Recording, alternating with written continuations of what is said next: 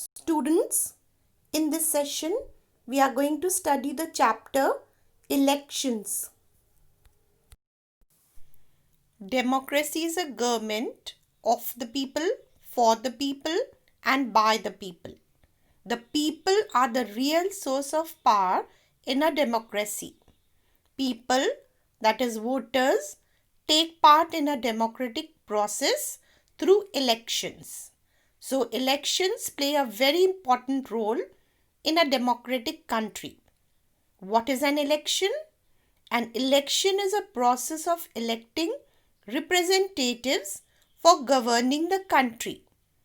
The Constitution of India grants universal adult franchise, according to which every adult citizen of 18 years and above is allowed to vote and elect representatives.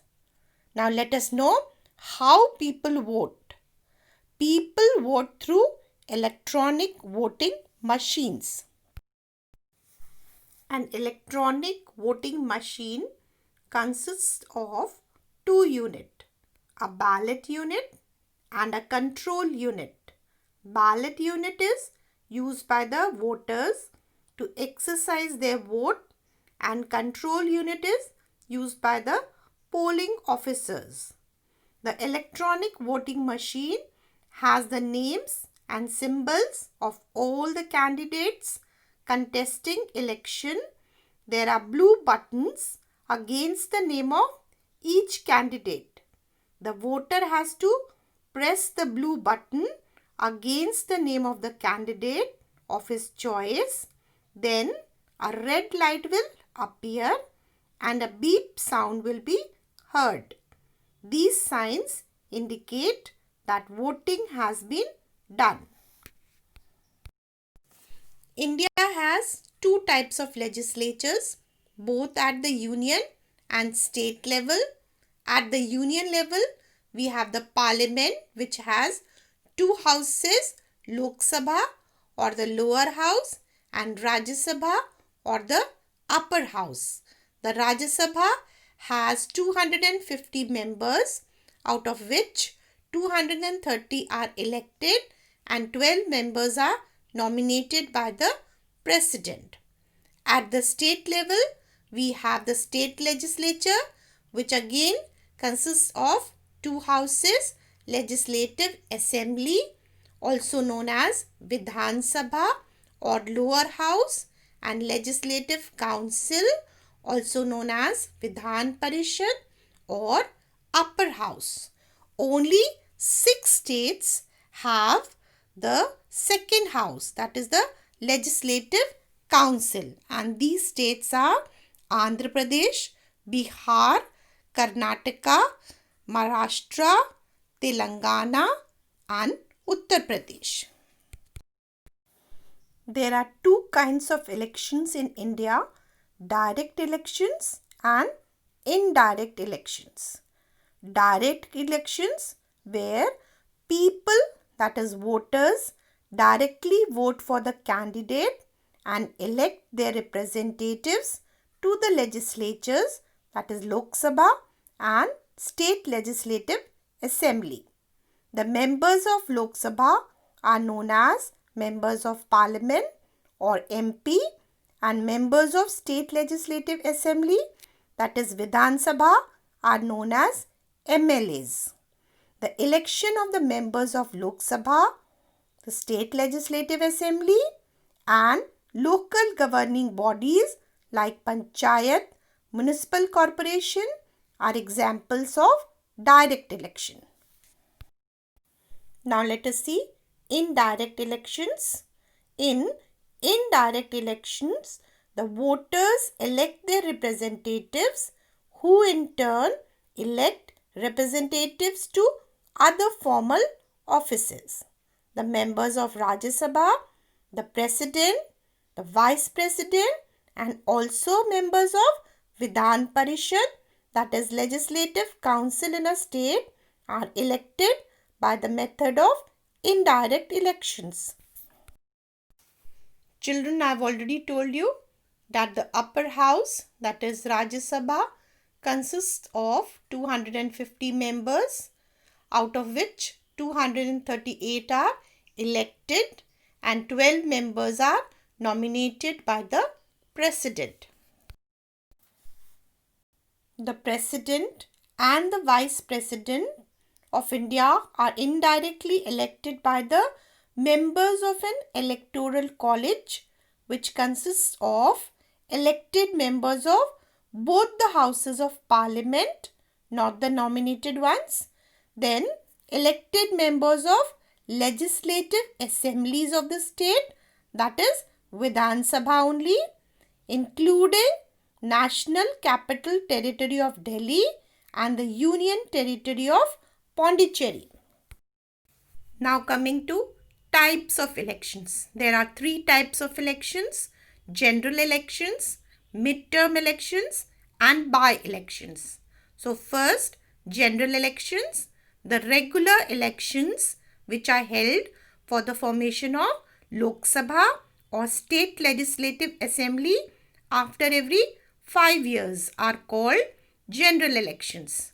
The first general election in India was held in 1952 and recently general elections was held in 2019.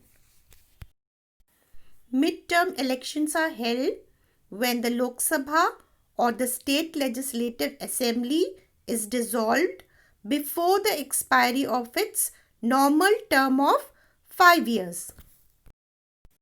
Now coming to by-elections. By-elections are held to fill the vacancy in Parliament or state legislature because of the resignation or death of a member during his term of office. Now let us see the next topic, Election Commission. Election Commission is a special organization responsible for conducting free and fair elections in India according to the rules and regulations mentioned in the Constitution. The Election Commission was established on 25th January 1950. Part 15, Article 324 to 329 of the Indian Constitution deals with elections. Now let us study the composition of Election Commission. The Election Commission consists of one Chief Election Commissioner and two other commissioners who are appointed by the President. Sukumar Sen was appointed India's first Chief Election Commissioner. Currently, the Chief Election Commissioner of India is Sunil Arora. The Chief Election Commissioner and other commissioners are appointed for a term of 6 years, but they need to vacate the office if they attain the age of 65 years. Now let us see the powers and functions of the Election Commission. The first is preparation of electoral rolls and photo identity cards. The electoral roll is a list of all people in the constituency who are registered to vote in the election. It contains the name, father's name, age and sex of the voters. Only those people who have their names registered in the electoral roll are allowed to vote. Another function of the Election Commission is allotment of symbols. The Election Commission allots election symbols to various political parties and independent candidates. These symbols help the ordinary people to understand the different political parties and to vote. Fixing dates and conducting elections. The government decides when the election should be held, but the exact date is fixed by the Election Commission. Ensuring free and fair elections. It is the responsibility of Election Commission to conduct elections in a free and fair manner. It is the duty of Election Commission to set up election booths, to appoint presiding and polling officers, to count the vote and declare the result. Scrutiny of nomination papers. Each constituency is put under the overall supervision of an officer known as returning officer. It is the duty of the returning officer to check the nomination papers of each candidate. Incomplete and invalid papers are rejected. Scrutiny of election expenses. The expenses made by the candidate during the election is examined, and if the candidate is found having made illegal use of government machines for personal gain, then the nomination of the candidate is declared invalid. Another function of the Election Commission is the advisory function. The Election Commission also advises the President or the governors of the state in respect to electoral matters.